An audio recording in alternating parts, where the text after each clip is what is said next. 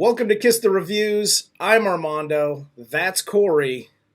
And today we are doing 1995's Se7en. Well, let's get into it. Se7en, starring Morgan Freeman as Somerset, Brad Pitt as Detective Mills, spoiler alert, Kevin Spacey as John Doe, and Gwyneth Paltrow as Tracy Mills. I just realized I probably shouldn't make that face with my mouth open or Kevin Spacey's likely to stick something in it. That's not true. Yeah, he's definitely a monster. We'll just call it what it is. However, he's made some really good fucking movies. Yes, now, I will say this. It is difficult to watch him in some roles just because of how he acts with it, like in Baby Driver, where he's like, that's my baby. It's like, oh! Oh, God! Let's get into it. So, Detective William Somerset, played by Morgan Freeman, is preparing to retire. It's the ultimate, I'm too old for this shit. Like, it's yes. It's the ultimate, like, buddy cop, but really, really dark. Yeah, pretty much. I'm getting ready to retire. Brad Pitt as Detective Mills comes in. He's from like a small town. I guess he's worked homicide before, but not in this. They say upstate. Yes. So I'm assuming, even though they never say that it's New York City, I'm assuming it's New York City. I watched a couple different background kind of things on this because, I mean, everybody's seen this movie a million times. We're not going to tell you too much new, just, hey, this is the movie. Yeah. But they did add the rain effect specifically to make it seem more like New York. I gotcha. Well, it was filmed somewhere in Canada, like everything is. But. Well, I'm going to start off by saying this. Even though I really liked this movie and enjoyed it, and I still do, the rain, although great in some scenes, too much for me. Yeah. It was dark, and because of the rain, because a lot of time is spent in their car talking, the rain muffles out a lot of the dialogue between the two actors, between Somerset and Mills. And it's a shame it wasn't ending during Mills's, or the rain wasn't continuing during Mills's monologue about shooting a guy, because holy shit, Brad Pitt himself cannot like watching that scene. It was so bad. I didn't mind it. Christ, what was his fucking name? They have Detective Mills as just like this typical hothead. I used to be the varsity quarterback, and now I'm just angry and emotional. And he thinks he's Lethal Weapon without the Vietnam experience or Kung Fu. Exactly. So they go to investigate this morbidly obese man who's face down in a plate of spaghetti, and apparently he was force-fed, and then a kick to the stomach burst open his stomach. It's, in my description, it's just as disgusting, and maybe more, the way it's shot. And again, this is where the darkness of the movie, and I'm not talking about the mood, I'm actually talking about the lighting.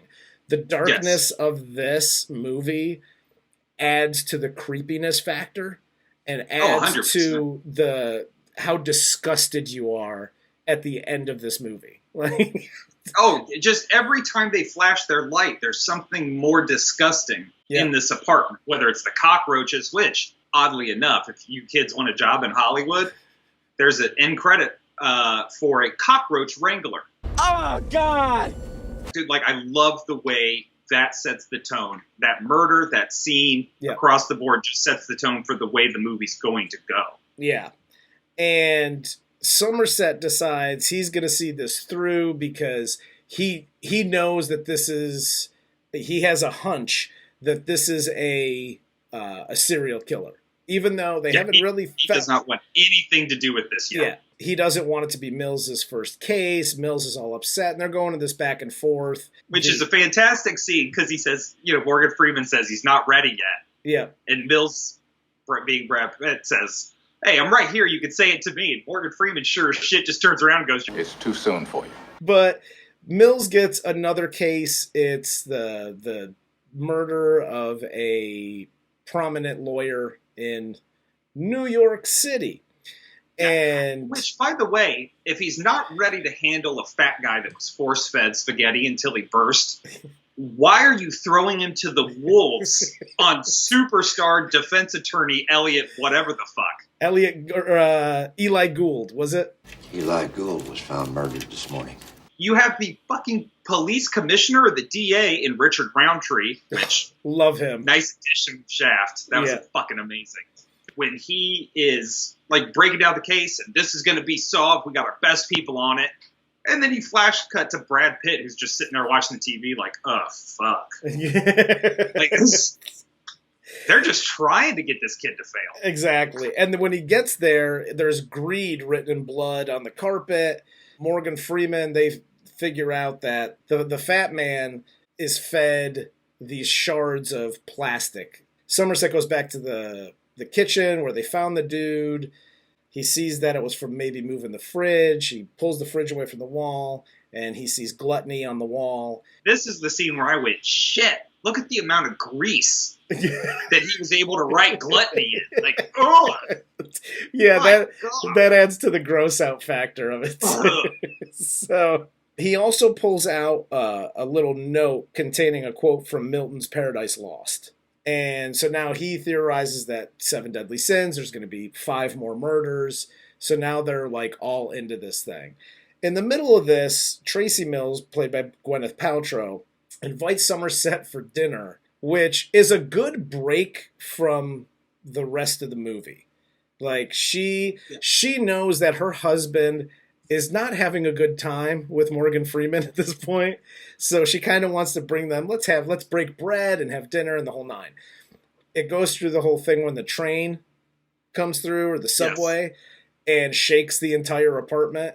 And they go through the whole story of how the real estate agent only showed it to him for 5 minutes at a time. Okay. You're a homicide detective. Small town or not. You don't think there's just something a little awry? Just a smidge off? Where the dude's rushing you in and out of the apartment? Like, hey, we got to get out of here. Cool, I'm going to use the restroom real quick. Yeah. You can do something. Yeah. I mean, my God. Or, I don't know. You don't have to be in the actual apartment. You can, like, hang out outside, and whatever. But, so that's this the whole... Also a good scene, though, because later on, it happens, they all have their hearty laugh. It's a benign joke, if I've ever heard one. Yeah. The soothing, relaxing, vibrating home. That Morgan Freeman finds hilarious to the point. I don't think I've ever seen all of Morgan Freeman's teeth, but I did in this scene. Like, that's how funny he found it. Because during that scene, Mills and Somerset are going through all of the pictures, and they're just trying to find something. They find the picture of Eli Gould's wife with the blood around her eyes. It's like this. And obviously she's seen something. They take her, which I found this scene hilarious too, because she's in like protective custody. They take her the pictures, and they just put Post-it notes over his dead body so she doesn't actually... they set her next to a vent so it's like flapping up halfway. I was like, that's fucking crude. Like, I don't know, maybe take a marker or like cut him out. Like something. Anything else other than a Post-it note. But she notices that one of the paintings is hung upside down. They go to the thing. They're looking through trying to find something on the painting. Somerset actually gets up on the thing, and this was great with Brad. Like, Brad Pitt has, when I first saw this movie, it's like, oh, he has anger issues and whatever. I found Brad Pitt just humorous. Like, oh, he was great. Yes, he's super emotional, but he's funny. Yeah, he's a young, impetuous guy with a fucking gun and a badge. Yeah, he's a little. He's got jokes for everything. So, but yeah, this scene where he's like, "This is us right here. This is us." Yeah, and he's like, which is funny because immediately when he takes the painting down, He turns it over and just goes, "Oh, fuck me." Yeah. That's not detecting. In no way is that detecting. Well, and then Somerset takes out his switchblade and he's like, "Whoa, what the fuck is that?" Like, settle down, boss. Which, you know that scene where he's throwing the knife Yeah. into the dartboard? Yeah. One, he really did that. That was really him. They gave him some bougie fucking prop knife that they were like, he's not going to be able to throw it. We'll just make it stick in post. And he's like, cool, thwack. It's fucking nice. amazing. Well, I mean, he was only like 4 feet away. I mean, Sorry. I'm sorry. I'm a dude, bro. I know how to throw knives. Blades of glory over here. So Somerset gets up on top of the furniture. He dusts for prints, and they find the help me. That's creepy. First time I saw this movie, that creeped me Yep. the fuck out. Yep. Like chills up my spine. Yes. And Such a great scene. they run the prints, which I actually like that scene too, because it's them, and neither of one of them want to go home. They want to find out who this is. They end up sleeping on the couch. Well, they find out that it's a dude named Victor. He's a pedophile. I don't even think he gets a last name in this. It's just Victor. No. So he had mental issues going into his life. Like his whole arc is just raw for this guy. They get SWAT in there. They go in, which, by the way, his apartment is enormous. First of all, because they got to sweep through the apartment, and there's all like the little trees hanging from the ceiling. And again, did you notice John C. McGinley as the SWAT team leader? Oh yeah. You're goddamn right he is. You see, when I first saw it, I'm like, why is there like trees? Like you have no idea what's going on. And then they see another preview scheme. Yeah. This is a fantastic scene. He's like tied to the bed, hand removed. So now you know that the fingerprints were his, but somebody else did it. He's emaciated. He long dead. Yeah. Just bed sores, open bed sores, and track marks. And that's when John C. McGinley leans over to him and he's like, You got what you deserved. Got what you deserved. So, and then you get him waking, like that scene made me jump. The first time I saw that, like 2 little drops of pee came out. I jumped up on the roof like a cat. I look like Spider-Man and shit. Dude, it was cool. The first time I saw this movie, I pissed my pants. That was, as far as like jump scares go, like this, I mean, it's a drama. I get. Do you consider it a horror? Do you consider it horror? A lot of people do. I consider it a thriller. Yeah. Personally. Yeah, I would go with thriller, but like this is one of the best jump scares in a movie that you're not expecting at all. Not at all. It's beautifully shot. They take him to the hospital. They find out that basically John Doe's been keeping this dude alive and taking pictures of him every day and the whole nine. Yep. The doctor basically says, like, if you fart around this guy, he's going to die. Yeah. It's not a good idea. Yeah. And I like how Morgan Freeman, too, breaks this down because Brad Pitt is just hell-bent on him being crazy, which, to do these things, you are fucking crazy.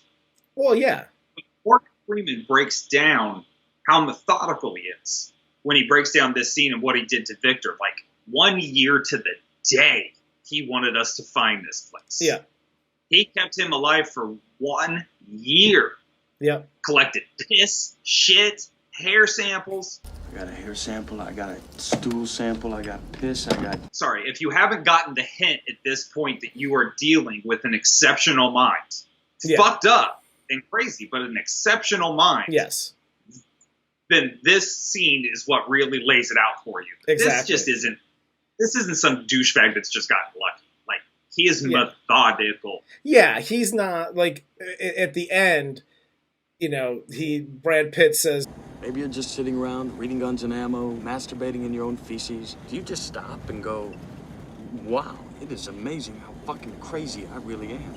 There's that crazy, and then there's this, where you're crazy, but you're wicked smart. Like, you're super intelligent, and you're methodical in your ways. So Victor is the sloth victim. Yes. So now you have 3. Tracy, Mills' wife, calls Somerset, and they have that scene because she doesn't know anybody. Which is a really good scene. It's so emotional. Like, she carries the fuck out of that scene. It is a good scene. She does a fantastic job with that. And it's really cool how it's set up because you can tell from the beginning that she's not a huge fan of living there. Oh. She gets into, like, I'm a school teacher and I've been going and looking at schools, and like the school systems here suck ass and I can't find a job anywhere worth a shit. And she's like, I don't know anybody. I have no friends. So that's why she called Somerset, of all people. And which I guess in this situation probably is the best person to call anyway. Well, right, exactly. You're not going to find anybody else that's going to give a shit. But she tells him that she's pregnant. She's not sure if she wants to keep the baby. Like, they're going through this whole thing.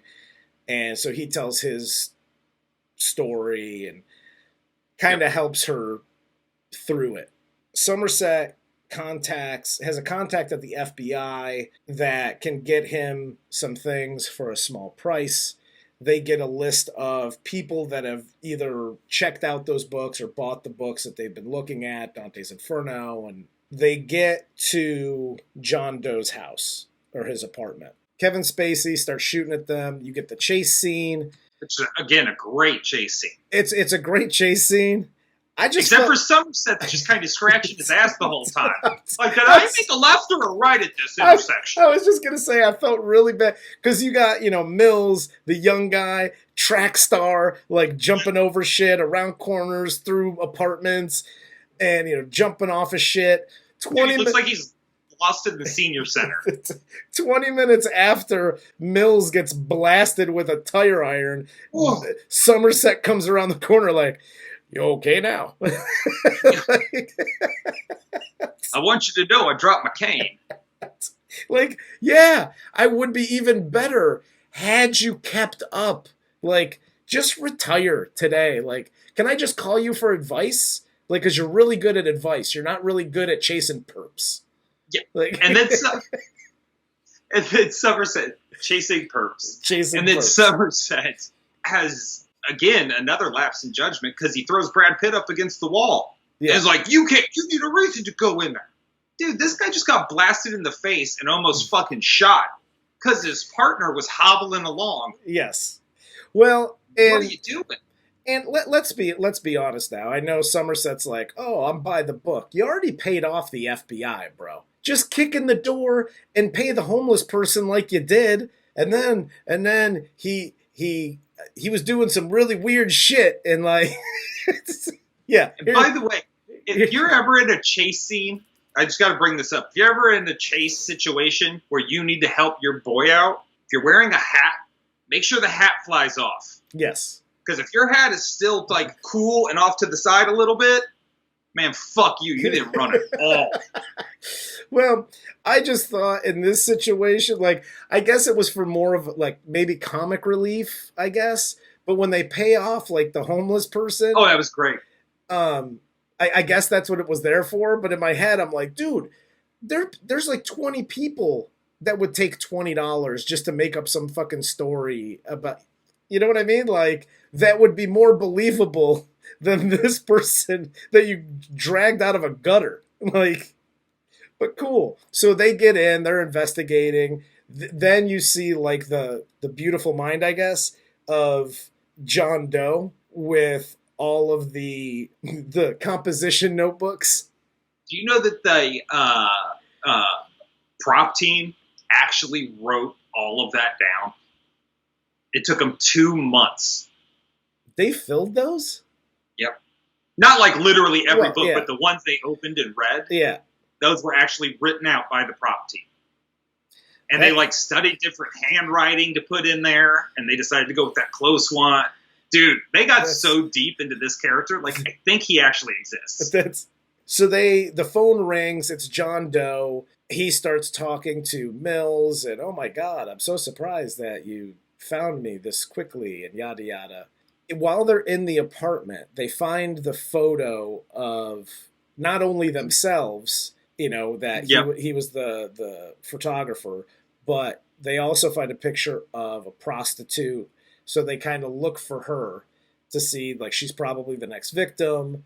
They find the design of the machine too, because they go to the leather store. Yeah, which this made my stomach turn, especially the first. Now that I was prepared for it, it wasn't as bad. But the first time I saw it, and again, like I think I told you, they show it like quickly-ish. For your first time, you're like, what is that? Like, I had to pause it the first time through, and I was like, it's some strap-on dildo with a giant knife on the end, and you're just like, oh, God. Dude, it's... And then they find the hooker. Yep. And in the worst club ever. Like, the club owners just... I think Trent Reznor owns that club. He's like, just play my music all day long. Just electronica beats from 6 a.m. Over top of animal mating calls. It's the worst. So they get in. The chick's on the bed. She's dead. The guy's just in a towel, like naked, with this huge knife dildo thing strapped that guy to deserved him. an Oscar. Dude, when they show him in police custody in the interview room, and he's getting interrogated, that is some of the... I don't even know who that guy is. I don't know if he's ever done... And I didn't even look it up because I didn't care, to be honest.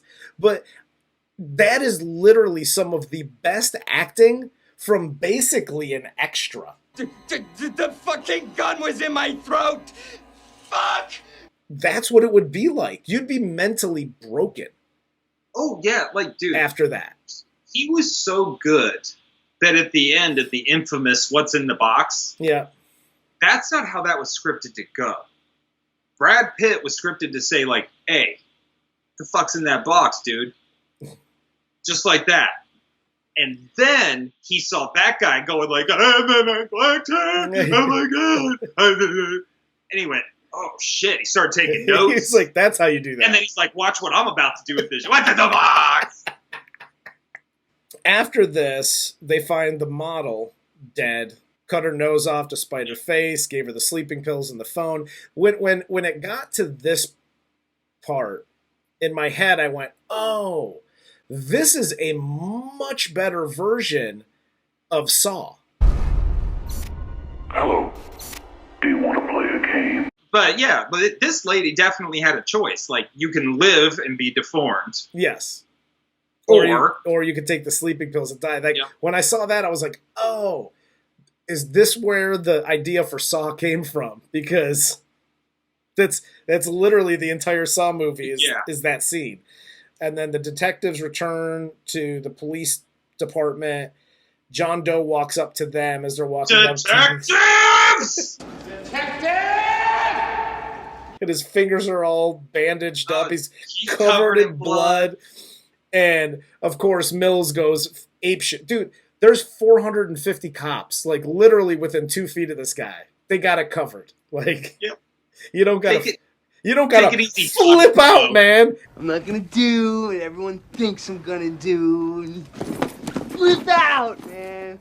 The best is the cop that cuffs him, and he's like, what the fuck is this? So then you get his lawyer comes in and basically sets it up like, hey, he's going to confess to all the crimes. You have 2 more bodies out there that he knows where they are. He'll take you to them, but it has to be Somerset and Mills. He'll take you to those bodies, but it has to be you 2. If not, he's going to plead insanity across the board. And Mills goes totally unprofessional and starts attacking the defense lawyer. Yes. Like, what do you, like, I knew you fucking piece of shit. First off, you don't ever call Toby Ziegler a fucking piece of shit. Let's just start there, Brad Pitt. I don't care what your abs look like.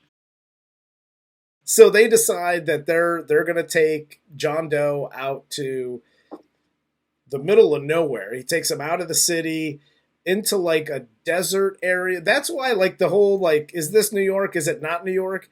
I've lived in the state of New York. I've been to New York City. I've driven all over that state. There's nothing that looks like that out there. It's literally either city or farmland or like that. Like this is like the desert. There are abandoned parts of New Jersey that look like that, but definitely not in the city. Yeah, he could have taken him to Jersey. Who knows? So, well, I like this scene too because they're obviously having the conversation, but which I'm sure you're going to cover. Yeah. But the Overwatch in the helicopter, yes, provided by the SWAT team. They're like, man, there ain't shit out here. There's a whole lot of nothing, dude. They park next to a trailer. If you're there to look for an ambush, yes, how do you not spot the trailer? And how is that the spot you park next to? Well, and the trailer is literally the only thing within like 30 miles. Yeah, of nobody that clears area. it. They get out of the car and look around like, wow, the skies look pretty clear today. No rain, I guess. There's a trailer. The great part about that is when they do get out, Mills asks him, like, what's that over there? It's like, dead dog. I didn't do that. But that whole conversation in the car, Mills is just like, do you know you're crazy? Do you masturbate in your own feces? And this is like the classic good cop, bad cop yes. Interrogation. Because Morgan Freeman just drives and kind of looks up, and then he's like, I'm curious, John. You say you do this, but you have to see the possible hypocrisy. He pulls his best Columbo. One more thing. But so they do this whole back and forth. Mills writes him off as crazy. John Doe believes that a higher power told him to do it, whatever. But the delivery guy comes in. Which is another great scene. Yes. Mills stays with John Doe. Somerset goes out to meet the delivery driver. He opens the box. His acting is so good. Morgan Freeman's acting. Yeah, he like recoils back and immediately looks over at Mills and John Doe and just starts running. What's great is he looks at it the first time and he jumps back because he sees that it's a head. Yeah. And then he kind of has to look again because then he sees whose head it is. Yeah. California, stay away from here. Stay away from here now. Don't come in here. And it's just he starts running. He's screaming at Mills. John Doe's now starting the whole. He's basically trolling him like you would do on Twitter, but just face to face. So John Doe's trolling Mills, and Mills is confused as all hell because he's like, dude, what's going on? Like, what happened? And then John Doe says, I visited your home this morning. I tried to play husband. It's like, I'm trying to tell you I'm envious of you. That's why I did this. Yeah. It's just, fuck. Yeah. And then the whole thing is revealed. Like, everything comes out here. I took a souvenir. Her pretty head. Mills gives Brad Pitt gives his, what's in the box? What's in the box? Not till you give me the What's gun. in the fucking box? Somerset catches up. He's literally standing next to John Doe. Brad Pitt's got the gun pointed at him and then, dry heaving. Which was actually really good. No, I did like that, how he kept just going back. And then they do that flash where you can see what he's seeing in his head. Yeah. Well, and that's a genuine reaction. Oh, 100%. And what I would have rather seen. Now, listen, the end of this movie is fantastic. He puts the gun up against his head, tells him to shut the fuck up, and then just all of a sudden you see Spacey's eyes close, Brad Pitt walking towards him, and just boom, blows his head off, and then puts another, I don't know, that empties the clip into him. Why not? Just the way it's set up and where everybody's standing.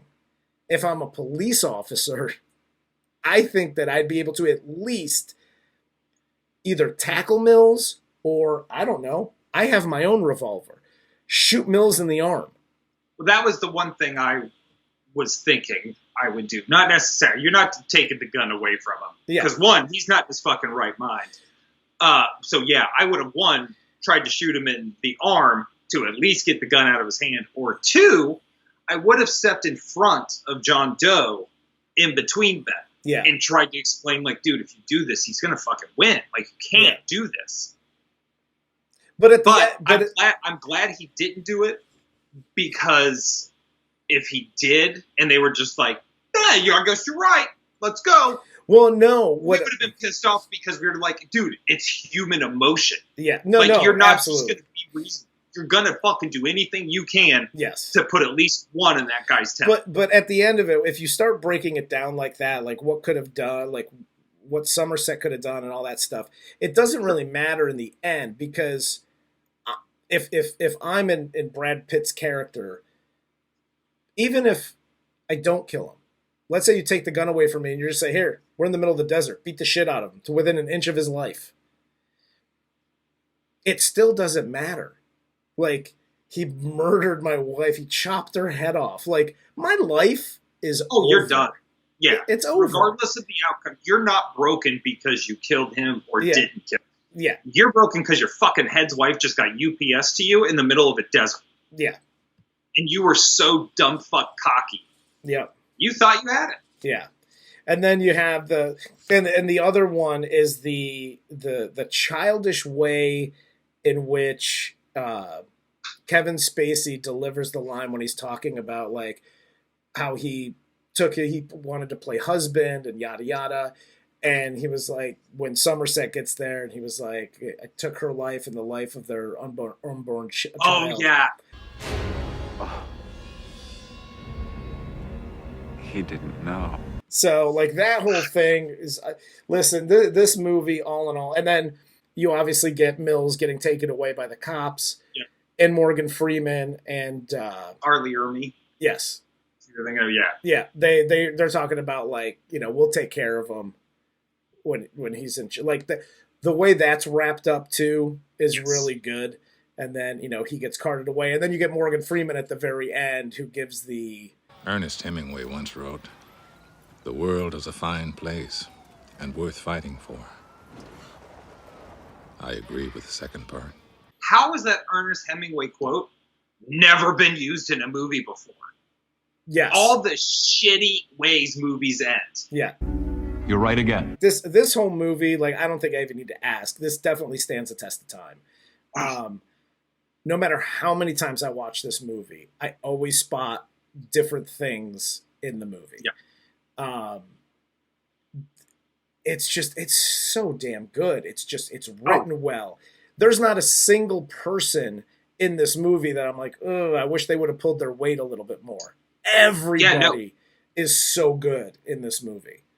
Yep. There's a lot of movies that we've done where it kind of feels like when we're doing the show, we got to drag it out a little bit and find things to talk about. Yeah. We could talk about this for days. We haven't brought up David Fincher yet. We've barely touched the soundtrack. Yeah.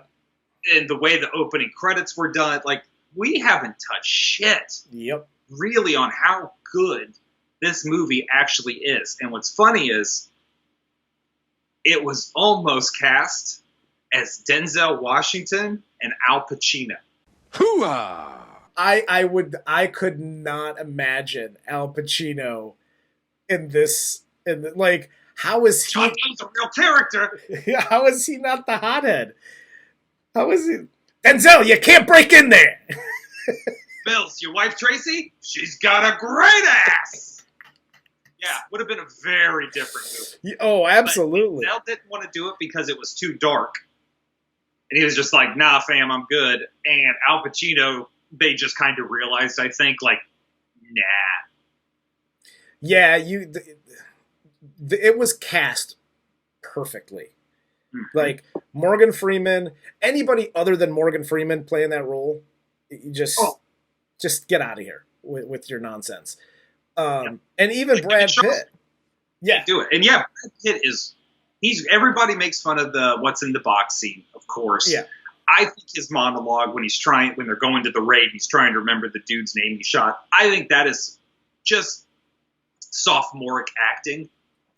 Well, you could tell he's reading the lines. That's it. And that's the only time. Yeah. And I guarantee he would feel the same way because that monologue sucks. And what makes it worse is it's followed up by Morgan Freeman delivering a monologue about 2 minutes later. Yes. And it just crushes what he did. Yeah. Well, and that might be the reason why Brad Pitt's didn't look as good or sound as good as because And I'm not taking look. Brad Pitt's a fucking fantastic actor. Yeah, I watched that dude in the phone book. He's great. Yeah, no, just that monologue for me in what it was one of his first roles. Yeah, it wasn't great. And if that's the one thing that we're like, I could have cut that, wouldn't have cared. Like, if that's the only thing that we're picking out of this movie is like that kind of sucked, fucking kudos for you. You got 17 seconds out of a 2-hour movie, 2-hour plus movie. This really is about as close to perfect as you can get for a crime thriller. Hell yes. You got anything else for this? I don't. All right. Well, for Corey, I'm Armando. This is Kiss the Reviews, and this was 1995's 7.